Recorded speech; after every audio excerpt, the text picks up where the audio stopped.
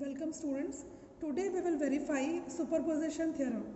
Apparatus required for superposition theorem is training kit, a meter, variable DC supply and patch cords. So here we can see that this is DC supply. This is proper kit for superposition theorem and this is the multimeter which we are going to use for calculation of currents. And these are some of the patch cords for connection of resistances and voltages across it. We will use this circuit for calculation of superposition theorem. As you can see that for calculation of superposition theorem we need at least two sources. So here in this particular circuit diagram we have used V1 and V2 as our source voltages and R1, R2 and R3 are the load resistances. For calculation of superposition theorem, in our first step, we will use V1 as supply voltage. At that particular step, we are going to short circuit the second voltage source. In this condition, we will short circuit V2. For calculation of current, we are going to calculate current in this particular branch R3.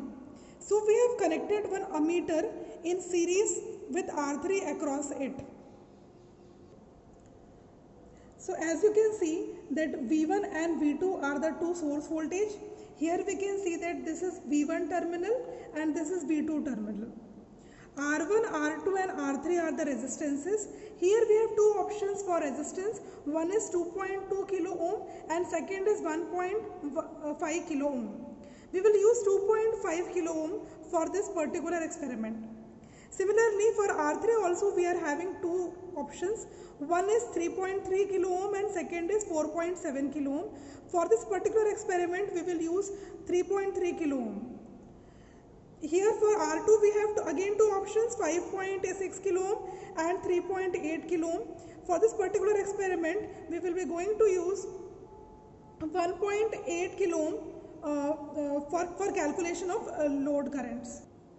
This is proper connection of superposition theorem where we have connected resistance 2.2 kilo ohm. Here you can see.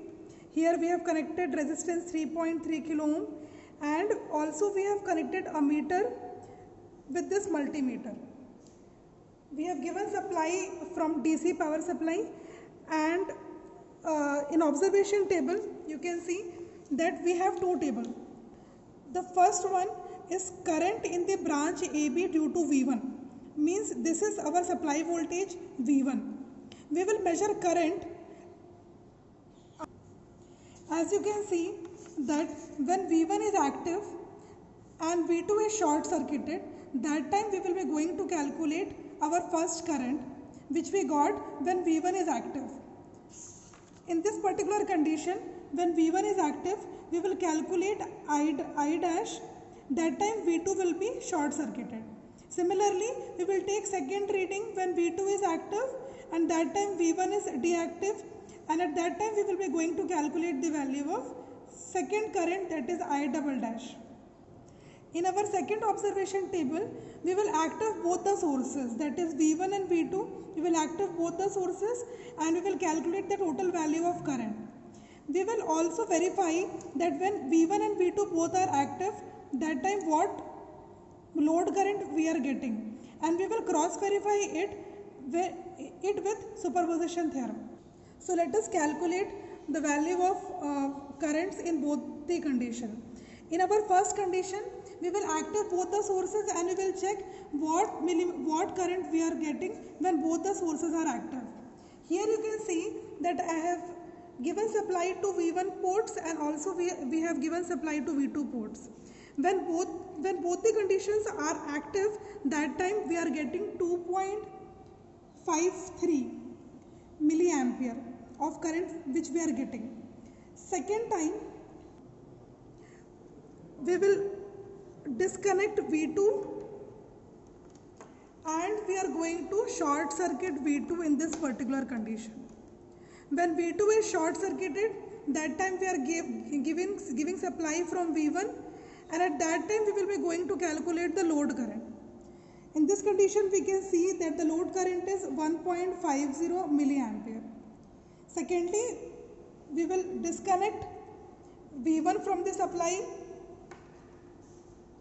we are going to short circuit V1 and we will give supply through V2. Now in this particular condition, V2 is active, V1 is short circuited, and the current which we are getting is 1.01 milliampere.